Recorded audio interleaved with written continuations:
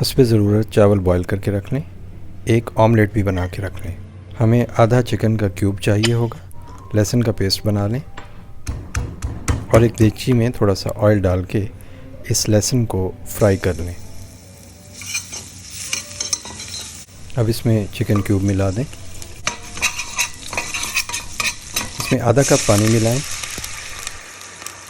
1 चम्मच soya sauce, 1 चम्मच सिरका, आधा चम्मच काली मिर्च पिसी हुई और अब इसमें चावल मिलाते जाएं।